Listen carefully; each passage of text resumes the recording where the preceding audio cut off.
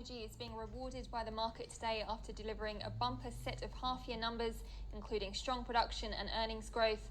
Also of note, Senex will pay shareholders a dividend for the first time in company history. Nadine Blaney spoke with MD Ian Davies and began by asking what he gave the board the confidence to start paying out.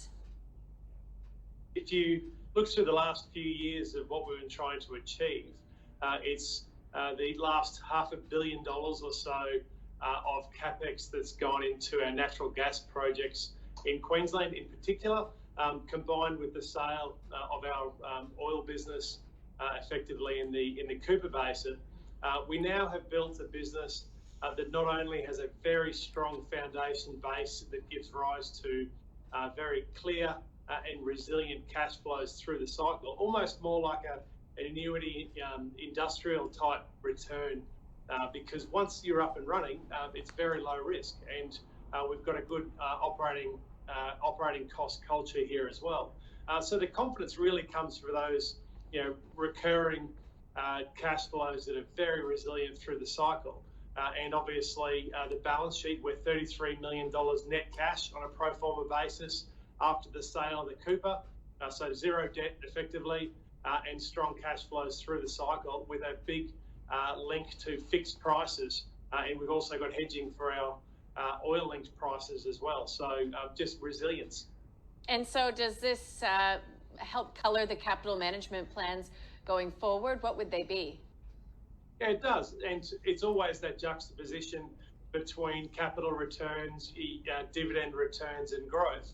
And I think we're a little sport for choice. So what we tried to do at the Investor Day in November last year, but also reiterated today, is our focus is number one, balance sheet strength at all times, which I think is sensible.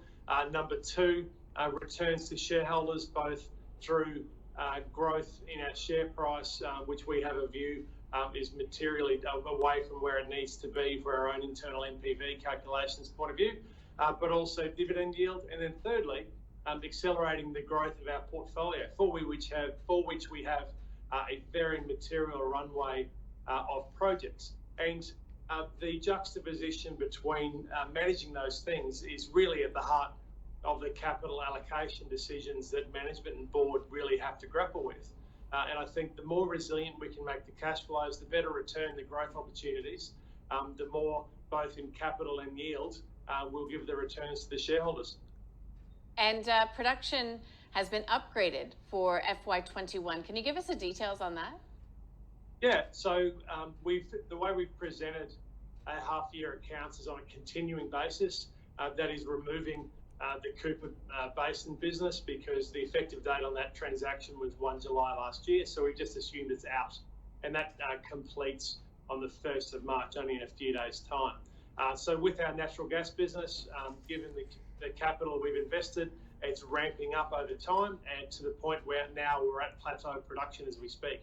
So from here, it's simply a case of expanding the infrastructure and well stock required to increase that production. So that's the growth you're seeing coming through quarter on quarter.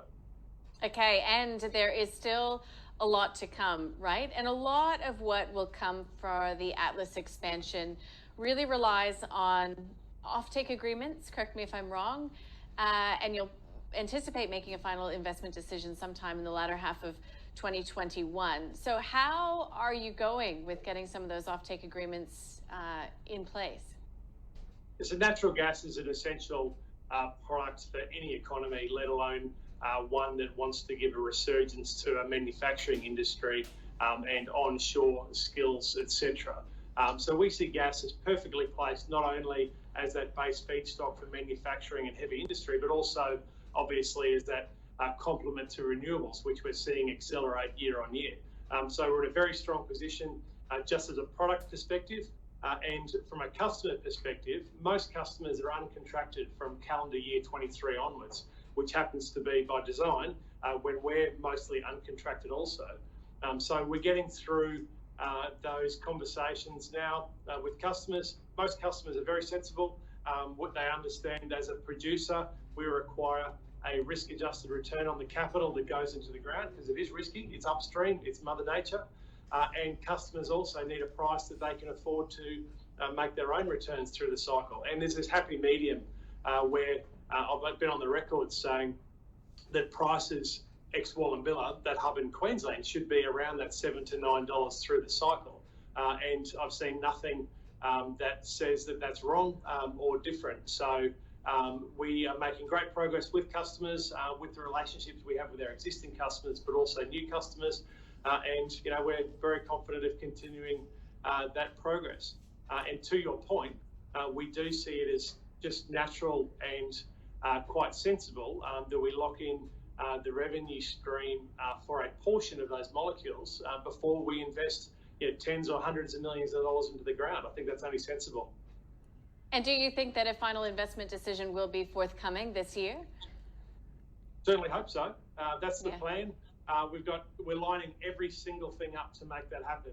All the agreements with native title, environment, etc., are in place. The agreements with our infrastructure provider, Gemina, but also the Greenfields facilities in Roma are in place. And it then just comes down to your execution plan, which is our core business, and then offtake to customers. So look, there's not far to go.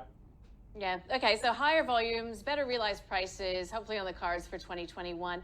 What else, Ian? I mean, it's been a flurry of activity for Senex for as long as I can remember. I can't anticipate that that's going to be changing. So now you've got this update out of the way. I mean, what is top of mind as you embark on tomorrow?